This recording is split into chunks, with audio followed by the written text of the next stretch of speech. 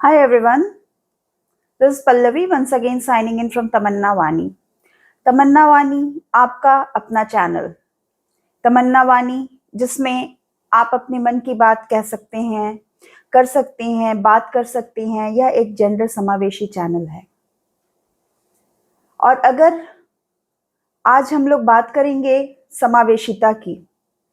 समावेशिता यानी सबको एक साथ लेकर, एक समान, एक मंच पर लेकर चलना। समावेशिता जिस पर लगातार बातचीत होती रहती है। समावेशिता जिस पे पूरा शिक्षा शास्त्र टिका हुआ है। समावेशिता जिसे ये कहा जाता है कि हर इंसान अलग है और हर इंसान को हक है एक जैसा व्यवहार होने का। हर इंसान को हक है समानुभूति का। लेकिन क्या यह धरातल पे होता है या फिर यह सिर्फ एक कल्पना है?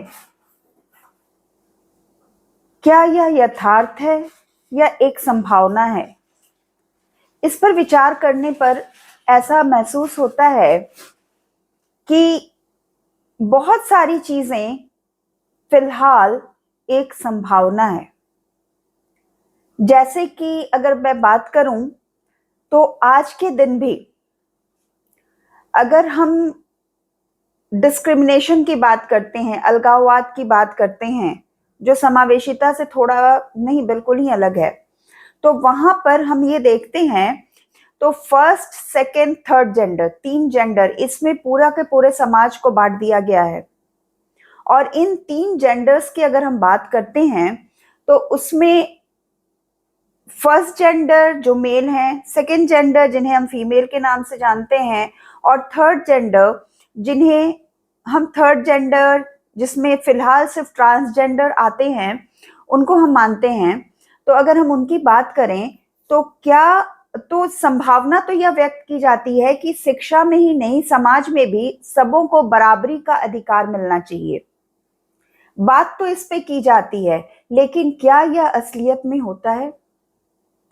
क्या हम तीनों जेंडर्स को उसी नजरों से देख पाते हैं?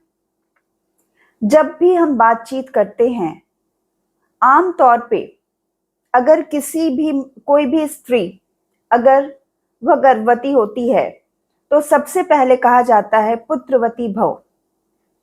पुत्रीवती भव तो कोई कहता ही नहीं है। और ज्यादा से ज्यादा उम्मीद की जाती है कि बेटा हो। अगर इत्तेफाक से बेटी हो जाती है तो फिर उम्मीद की जाती है कि वो जल्द से जल्द गर्भवती हो जाए और दूसरा जो है वो बेटा हो।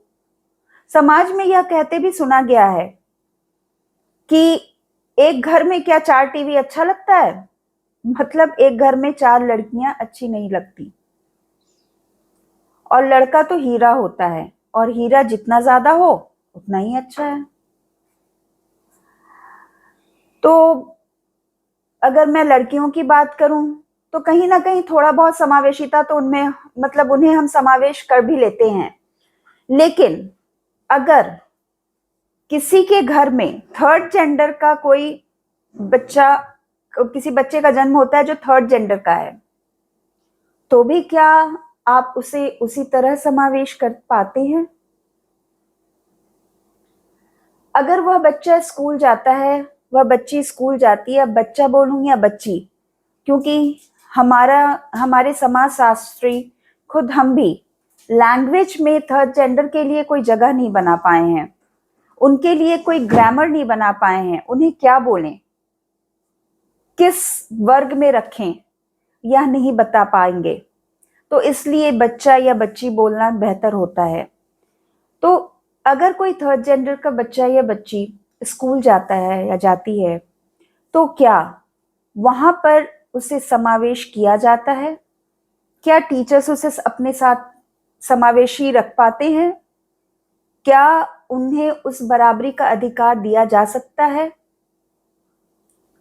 ऐसे में आप अक्सर कहेंगे बिल्कुल, क्यों नहीं। लेकिन एक बार ईमानदारी से जरा सोचा जाए कि अगर मेरे साथ या हमारे साथ कोई पढ़ रहा है या पढ़ रही है और हमारे साथ उसकी दोस्ती है, हम उनके साथ उठ बैठ रहे हैं, सब कुछ है। अचानक से कहीं से हमें यह पता चलता है कि वह थर्ड जेंडर के हैं। क्या पल भर में हमारा हमारा जो सोच है, हमारा जो व्यवहार है, उसमें कोई बदलाव नहीं आता? ईमानदारी से सोचकर जवाब दीजिएगा। कमेंट में इंतजार करूंगी। आप कमेंट में भी मुझे जवाब दे सकते हैं, मैसेंजर में दे सकते हैं, फेसबुक में कनेक्ट कर सकते हैं, आप हमें जवाब दे सकते हैं। कोशिश करिएगा, ईमानदारी से परखिएगा। तो बस बात इतनी सी है। समावेशिता की बात तो हम करते हैं, यह संभावना है या यथार्थ? चलिए, इसी सोच को थोड़ा हम लोग आगे बढ़ाएंगे।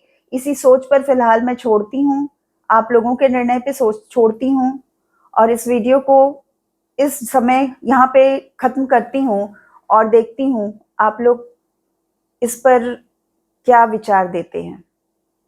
फिर आगे की बात हम करेंगे। तब तक के लिए this is Pallavi, once again signing out from Tamanna Wani. See you again, guys.